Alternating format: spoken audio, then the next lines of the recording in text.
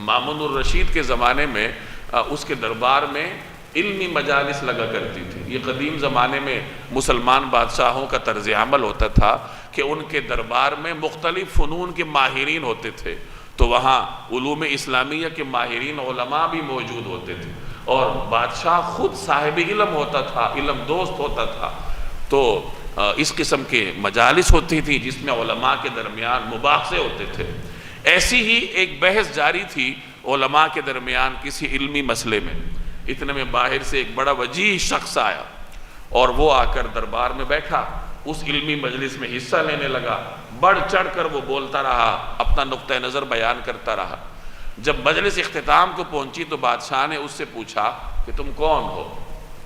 اس نے کہا میں تو یہودی ہوں اور یہودیوں کا عالم ہوں، اہل کتاب میں سے ہوں۔ تو بادشاہ نے کہا اگر تم مسلمان ہوتے تو ہم تمہیں بہت انعام اکرام سے نوازتے۔ تو اس نے کہا کہ نہیں، میں تو اپنے دین پر پختہ ہوں، اور چلا گیا۔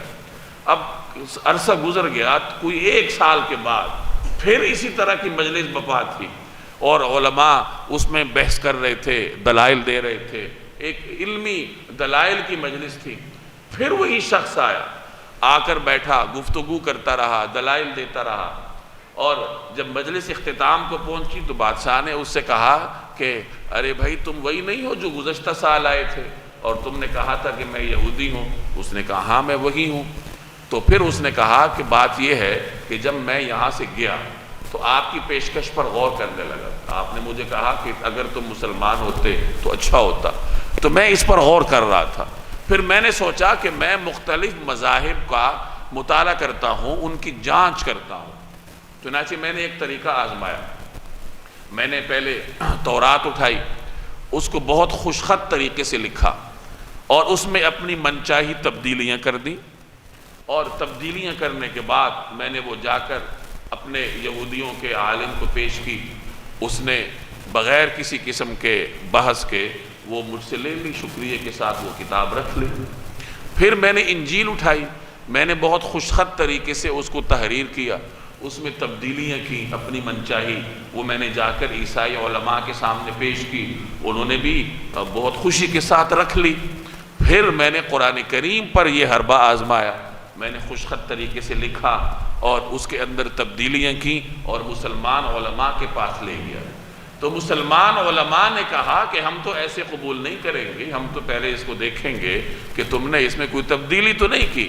انہوں نے حفاظ کو بلایا کہ اس کو دیکھو، حفاظ نے اس کو دیکھا اور میری تبدیلیاں پکڑ لیں، تو انہوں نے مجھے واپس کر دی کہ بھائی تم نے اس میں تبدیلیاں کی ہیں، ہم تو اس کو قبول نہیں کریں گے۔ تو وہاں سے میں سمجھ گیا کہ یہ کلام برحق ہے۔ یہی واقعہ جب سفیان ابن عیینہ تک پہنچا تو پھر انہوں نے یہ آیت پڑھی کہ بِمَا اسْتُحْفِظُوا مِنْ کِتَابِ اللَّهِ، کہ جو گزشتہ امت کی کتابیں تھیں اس کی حفاظت کی ذمہ داری اللہ نے انہی کو دی تھی، اور وہ حفاظت نہیں کر سکے۔ اس امت کو جو کتاب ملی ہے اس کی حفاظت کی ذمہ داری اللہ نے براہ راست خود لی ہے۔ یہی وجہ ہے کہ اللہ تبارک و تعالی نے قرآن کریم کے الفاظ کو بھی محفوظ رکھا ہے اور اس کے معانی اور مفاہیم بھی امت کے لیے واضح ہیں۔ تو یہی بات یہاں فرمائی کہ حقیقت یہ ہے کہ یہ ذکر ہم ہی نے اتارا ہے اور ہم ہی اس کی حفاظت کرنے والے ہیں۔